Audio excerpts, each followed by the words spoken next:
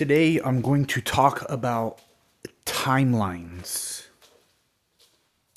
So in astrology, everybody has a timeline, and this is a very interesting concept, one of my favorites. I love to talk about it and learn about it. But without getting too complicated, everybody has a sort of script that's running whenever it is that you are born as a person. Your chart is cast, and depending on your chart, you are assigned a certain timeline. And as you progress through life, you are on this timeline, and this combines with things such as the ongoing transits in the sky. So it's one thing to have, a planetary transit over like a house in your chart, right? But a big mistake that most people make is they don't understand that this is going on also based on your personal timeline. So they actually call this a dasha. But the point of this is to say that just because you get a transit in a particular house, such as the fifth, it does not always mean that you're going to have a kid or offspring or child just because you had a transit in the fifth house, right? Or if you get a second house transit or seventh, you're not getting married all the time. And too many people will look at something and they wonder why their predictions are not coming through. And this is because before you get to any of that, there are many basic steps that you need to understand before getting there, right? And one of those basic steps is this timeline that we're talking about. So, as you can see here, there is a chart, and I've talked about this in my other videos, but whenever you have a moon falling in a kendra, or the fifth and ninth house, it shows that you have a more stable timeline, meaning that you perceive time in a more coherent or standard way. Whereas if it falls outside of those houses, you have convoluted timelines, right? You have different parts of you that bleed into each other. And this affects how you perceive time. Many will see this as, oh, maybe, like you're a neurotypical and this and that, which is fine. But before that word was invented, really what it was is your stream, how you perceive time, it's different than the mainstream populace. So if you need help on learning about what it is a kendra is, I have a video on that already, or you could ask me in the comments and I'll answer your questions. Or you could book a consultation as well, and I could teach you one-on-one. But anyways, so once you establish how it is that you perceive time, most apps will have a calculator, right? You could get this generated for you for free. But it's worth noting and understanding how it is that this is generated. So based on the birth constellation of your moon or your nakshatra, you will get a certain set of planetary periods. And these all come with dates. So as you can see here, I'm listing a bunch of dates. I'll go ahead and zoom in on one of these.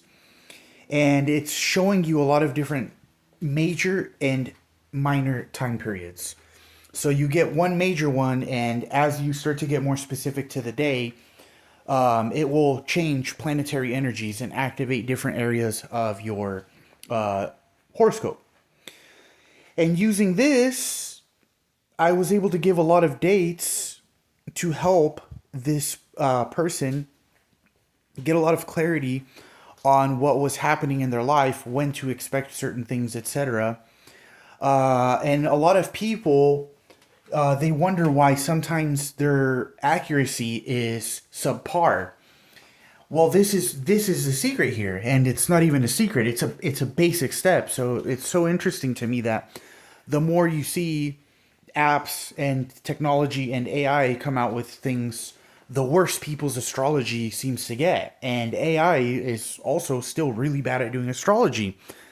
That's because it's a spiritual practice first and foremost, and computers cannot be spiritual, but that's besides the point. So anyway, as you can see here, you can even get so specific that it starts to split years into months, into weeks, and even into days. You could really get down to hours and minutes and seconds even, but that's way too out there for most people. I actually don't recommend you get that far.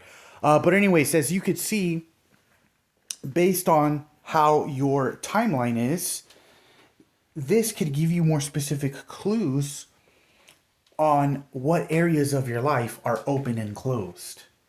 So here's an example. If this person was born on a particular date, okay, and you see that they have progressed in life, and now that they're, 20, 30, 50, 70, however old they are, right? You could see where that falls within these time periods and go, okay, so in 2027 to 2030, regardless of your transit, you will be in the time period of Saturn. Okay? So wherever Saturn falls on their chart, that's actually going to be the area of their chart that's most active, right? Because Saturn is stepping in as a type of coach or handler and saying, hey, this is the area of your life that I will be overseeing. And it's kind of like an audit. I also really like to look at Saturn dashas above others because Saturn is actually the graha or indicator of time. It's the planet of time in karma. So even if you're not in a Saturn period or you're not getting a Saturn return, it still helps a lot to look at Saturn because it also has a big effect on timelines and dashas or whatever word you want to use, right? But now that you see, well, if this person's Saturn is active in the time period of 2027 to 2030, before you look at the chart or a transit, you first have to use this as context. And now you can go, okay, well, if Saturn is good for you, this might be a good time period. If Saturn is bad for you, you might have a good transit, but you might not be able to maximize that transit, right?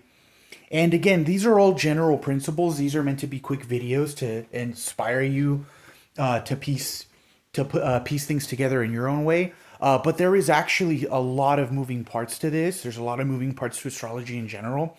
I always recommend you have somebody to study under. It can get very overwhelming to, really dive into this for a lot of people.